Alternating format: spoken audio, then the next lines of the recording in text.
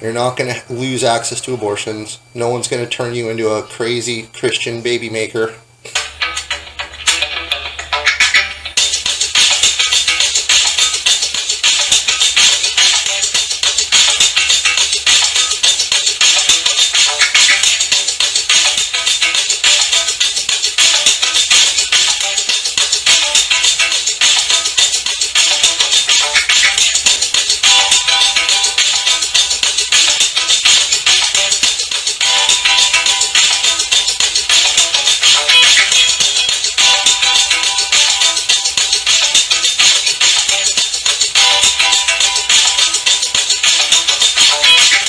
Hi, Lawson here with On the Issues. This is my episode about abortion.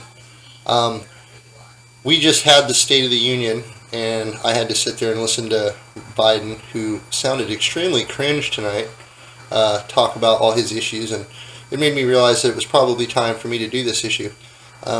People that talk about Roe versus Wade in the context of abortion are really dumb and don't know what they're talking about.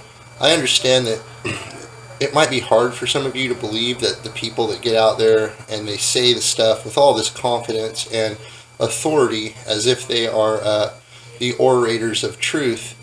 However, they're not. They're really dumb and don't know what they're talking about. They're not in control of their own platforms, and they're trying to sell positions on issues that they don't understand. They're literally actors reading talking points and trying to sell it to you guys as if they have some kind of knowledge over the situation, but they're not even given the deference to know what's going on. So it makes it hard for them to sell the positions. So they stumble and fumble and basically fake it till they make it.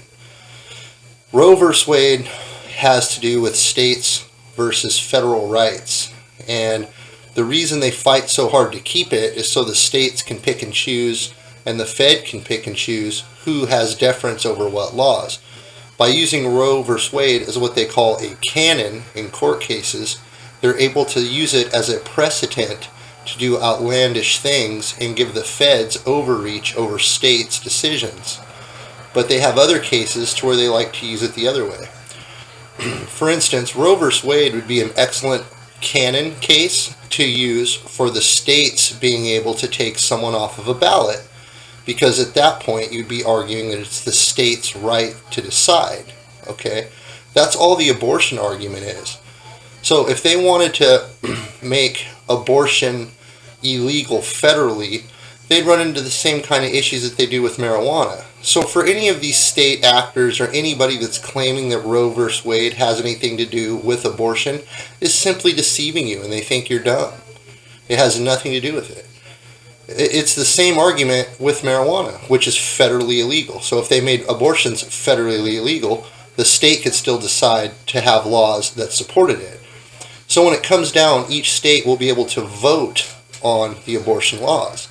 And that's better than having a federal mandate, or it's more importantly better to have that canon removed so that the Fed can't come in and say we're going to use our federal power to police the state on these issues, and we're going to use Roe versus Wade as our canon case for our case law and use it for precedent. Now, Roe versus Wade was a law enacted by a lady that never even got raped but claimed she did, and she came out later and admitted that she had lied. So that entire case was made under false accusations and false statements. Yet the decision in the case set precedent for people for years ahead. So there's corporations that really need the ambiguity between federal and state legislation, and that's what that case does, is it dilutes the water and causes ambiguity so they can argue both sides whenever it benefits them. By eliminating that, it's forced them to stay within the confines, or the scope as we call it, of what they're trying to argue. So make no mistake, when they get up there and act like you're stupid and throw their hands in the air and say we're fighting for women's rights, they're lying and they think you're stupid. Republicans and Democrats both should unite with me on this, and we should get together and we should take back our state from these people. That's what you should be focusing on. Next time one of them spews at you women's rights or acts like they care about the environment, you got to remember COVID and everything else they did. It's your body, your choice until they want to force vaccines on you. Then it's their choice. Please don't be a part of their sick game. Please don't be a part of it. Please don't use abortion as an argument and start screaming about women's rights when you don't know the argument. It makes you look foolish to the people that do, and a lot of the people that do are intelligent people that understand a lot. So by repeating some false statements from known actors that are idiots on the TV, that reflects who you are and how you absorb your information, and it exposes that you're only a mid-level intelligence or information gathering person, which I don't hold it against you, because people get busy, so they see what they see on the news and they take that information in as true. And when you get into an argument with someone or a conversation with someone, you want to inject your opinion on what you thought the argument was, but you haven't been told the full story, and you're actually arguing points that aren't really properly context. So there's that. I'm happy to have conversations with people about the Roe vs. Wade issues. As far as abortion goes, I think that there can be very common sense state guidelines on how to do it. I believe that mental health is a big thing. I don't think that we should ban abortions altogether. I think it should be a case-by-case basis. I think that all women should be allowed one abortion paid for by the state and have it be completely private. But if there's a second one, there's going to be punitive measures potentially, or if nothing else, there will definitely be a limit, and the state won't be paying for the second one. These are just ideas I'm throwing out there, common sense stuff. I have tons of them because it is a common sense fix. They cause this division and argument to blow up, make a mountain out of a molehill, I guess, if you will.